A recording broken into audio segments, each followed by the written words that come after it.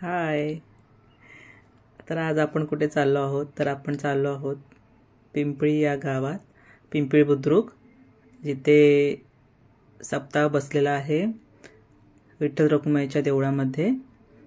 तर हे आहे एंट्रन्स देवळाचं आणि हे गाव आमच्या नंदूताईंचं आहे, म्हणजे नणंदताईंचं आमचं. तर आपण आता गाडी पार्क करूया देवळाच्या मागच्या साईडला आणि आता आपण आतमध्ये गेलेलो आहोत. देवळामध्ये अभिषेक चालू आहे. आमच्या ताई आणि भाऊजी अभिषेक करत आहेत मूर्तींना, विठ्ठल रखुमाईंच्या मूर्तींना अभिषेक करत आहेत. छान अशी मूर्त्या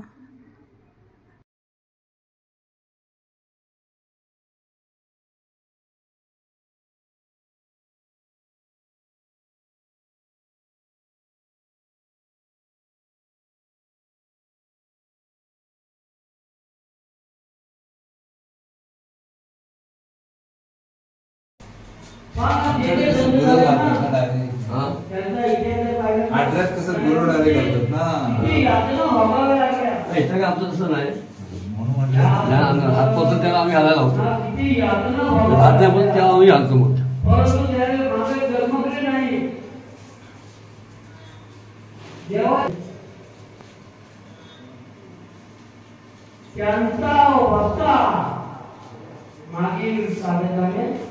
आधी सगळ्यांसाठी ओपन आहे ना, काय बंदिस्त आहे तसं आधी बंदिस्त नाही ना.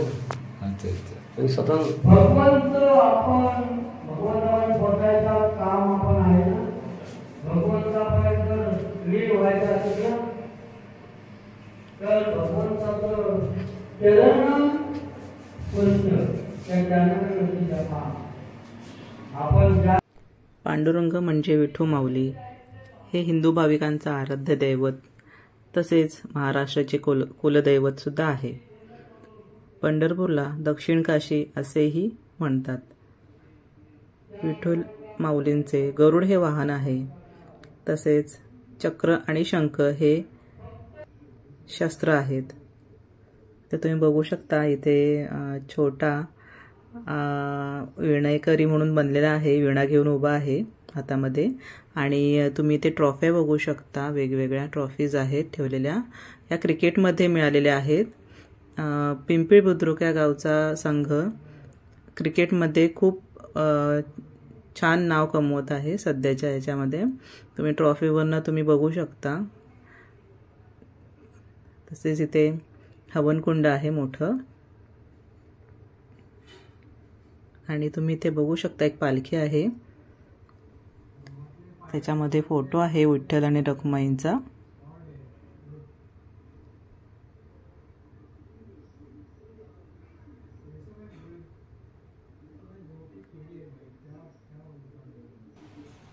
बंदी काळात अवतार धारण केला भगवंताने. इथे हरिपाठ चालू आहे. का? कारण देवकीच्या पोटी अवतार धारण केला.